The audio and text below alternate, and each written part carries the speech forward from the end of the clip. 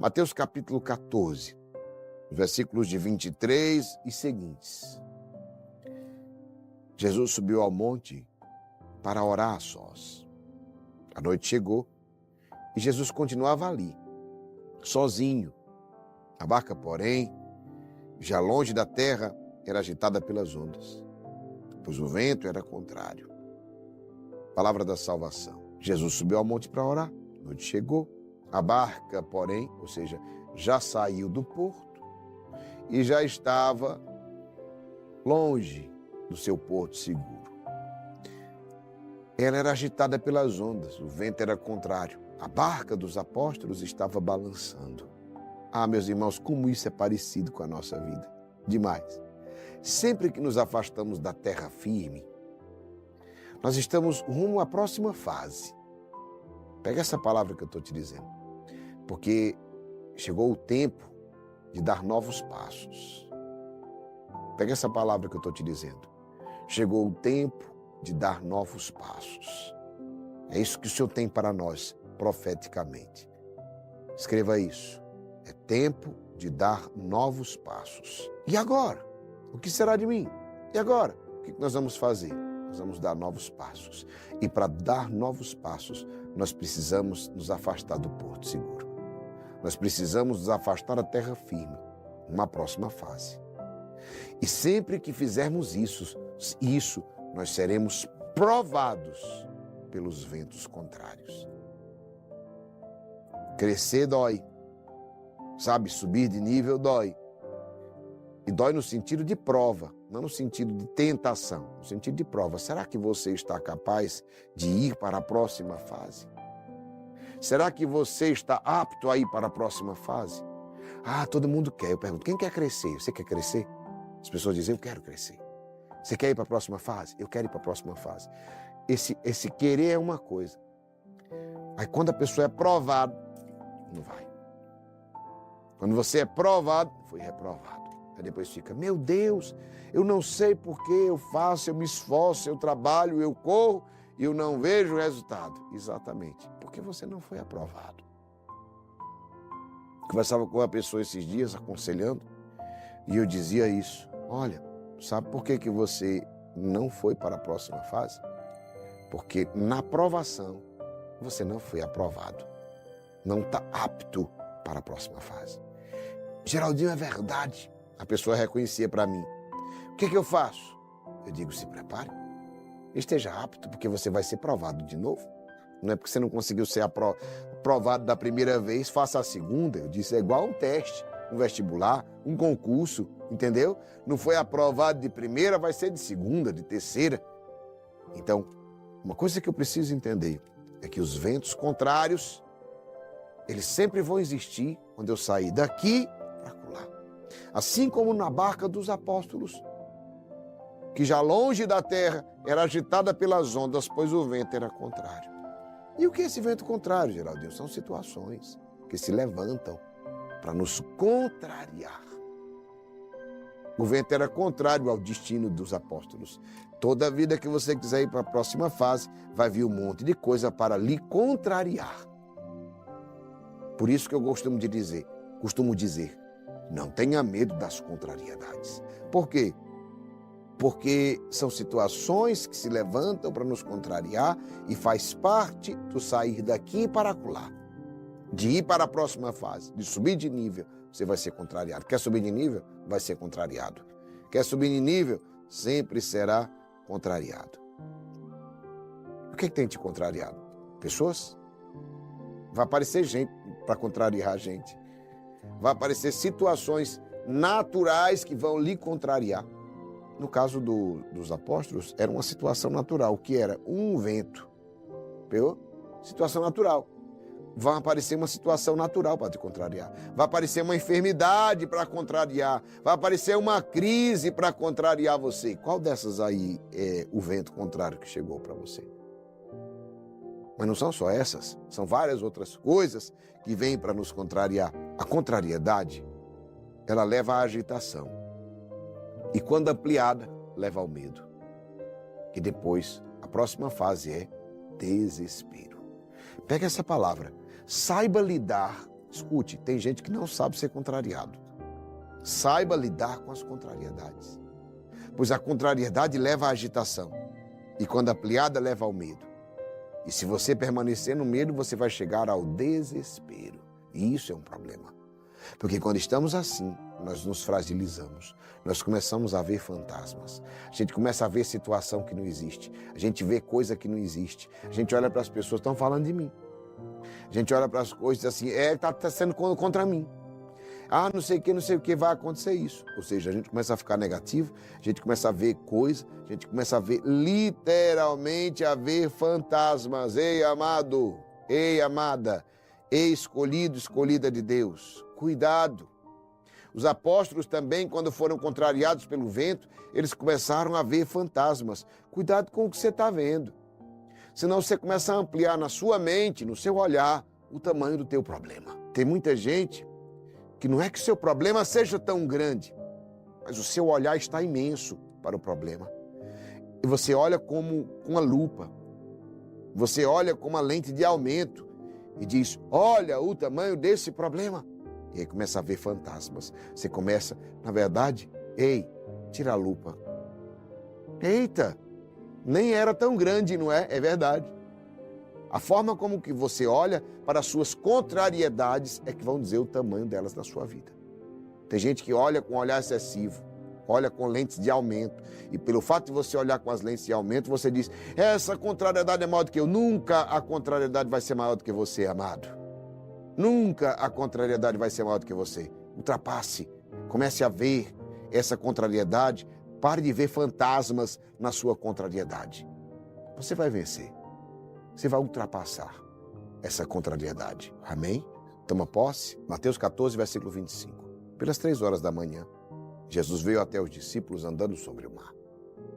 Quando os discípulos o avistaram, andando sobre o mar, ficaram apavorados e disseram, é um fantasma. Gritaram de medo. Jesus, porém, logo lhes disse, coragem, sou eu, não tenhais medo. Eu dizia para vocês que a contrariedade leva à agitação e quando ampliada leva ao medo e mais ainda leva ao desespero. E quando estamos assim, desesperados, fragilizados, nós começamos a ver fantasmas. É uma sensação de que cada vez vai piorar mais. Cada vez vai piorar, vai ficar pior, vai ficar pior, vai ficar pior. E muitas vezes nós perdemos a oportunidade de acolher a solução. Nós perdemos a oportunidade de acolher a solução do problema para focar nos fantasmas que nós estamos vendo. Meus irmãos e minhas irmãs, o grande problema é a perca do foco na solução. Nós olhamos para o problema e não para a solução do problema. Muitas vezes você tem olhado, o teu foco tem estado no problema. Não está errado. O seu foco precisa estar na solução do problema.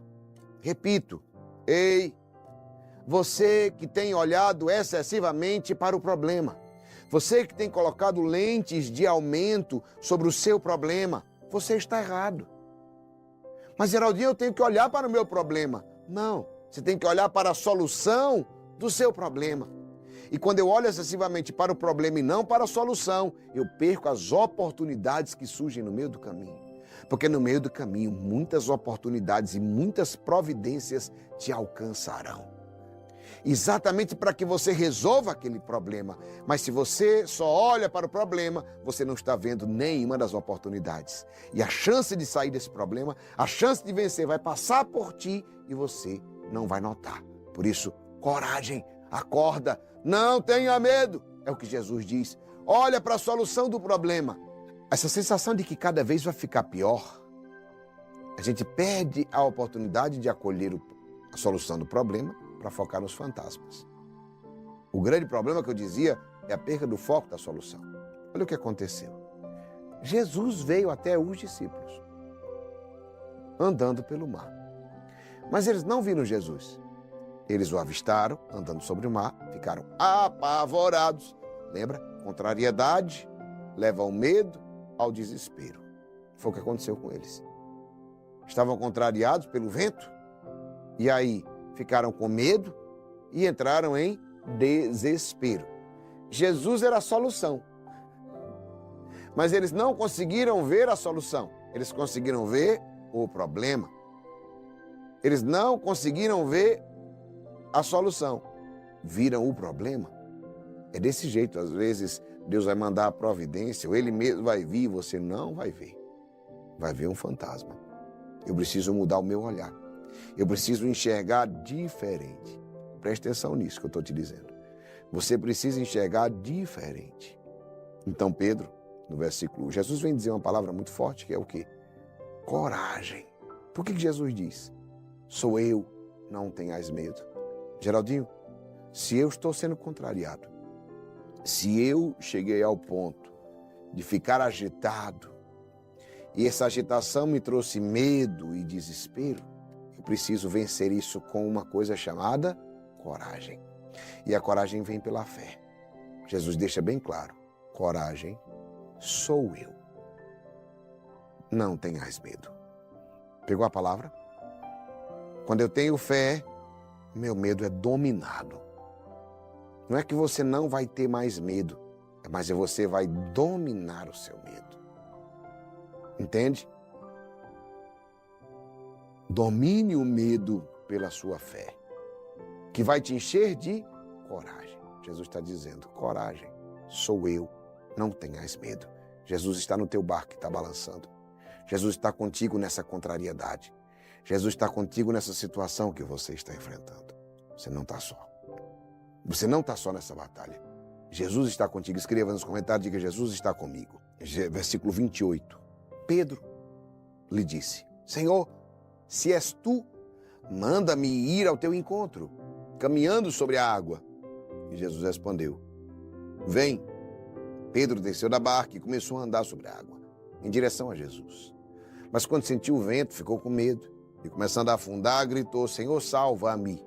Jesus logo estendeu a mão, segurou Pedro e lhe disse, homem fraco na fé, por que duvidaste? Assim que subiram na barca, o vento se acalmou. Palavra da salvação. Ao invés de pedir ajuda a Jesus, eles questionam, se és tu... Lembra a frase de Jesus? Coragem, sou eu, não tenhais medo. Olha qual é a primeira atitude deles, não é de fé, é de dúvida.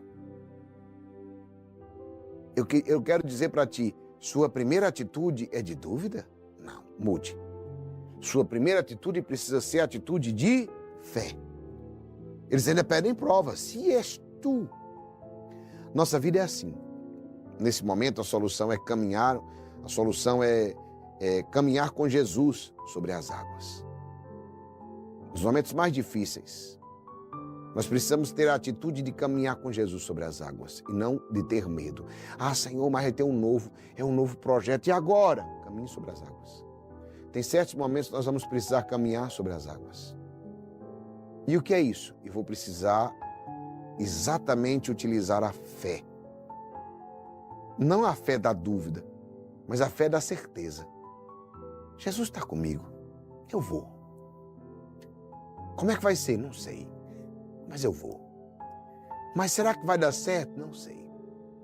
Presta atenção, tem muita gente que dá vários passos de fé em pessoas, no nada, numa paixão.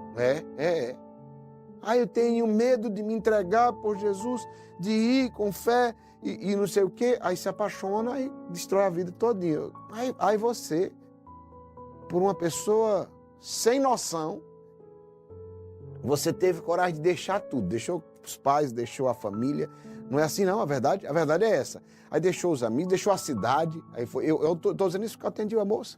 A pessoa foi embora, não sei se foi para São Paulo ou para algum lugar, para outra cidade com essa pessoa. Eu vim aqui, Geraldinho, por causa de um namorado e não era nada do que eu pensava. Estou sofrendo. O que eu faço? Eu disse, vá embora, vá para sua casa. As pessoas, às vezes, têm coragem de mudar a sua vida por causa de uma paixão. Inclusive, normalmente por uma pessoa sempre muito errada, não estou dizendo que vai ser, mas normalmente por uma pessoa muito errada que vai fazer sofrer. Aí, Jesus está te dizendo, para o teu bem, para o teu crescimento, para a tua vitória, para a tua prosperidade. Coragem, não tenha medo, sou eu, não tenha medo. Aí você, não sei, porque se não der certo, se não for do jeito que eu estou pensando, eita, e se? Amado, amada, tem momentos que nós vamos precisar caminhar sobre as águas, mas caminhar sobre as águas com Jesus é muito melhor do que andar numa pista de corrida sem Jesus. Pode caminhar. E se eu afundar, Geraldinho, vai acontecer. Não quer dizer que não acontecer não, porque aconteceu com Pedro. Quando ele sentiu o vento, ficou com medo de novo, começou a afundar. Senhor, salva-me. O Senhor estendeu a mão. Meu irmão, minha irmã, você vai cair. Cair, o que é que eu faço? Clama, Senhor, salva-me. Pedro já sabia. Andou nas águas, caiu. O Senhor salvou. O segredo é confiar nele. Quando confiamos, ele entra no barco, o vento se acalma. Coragem vence o medo e a confiança acalma a tempestade. Coragem vence o medo e a confiança acalma a tempestade. Então eu te digo, coragem combatente. Força! Confia no Senhor, que essa tempestade vai ser acalmada, que essa contrariedade vai ser acalmada na sua vida.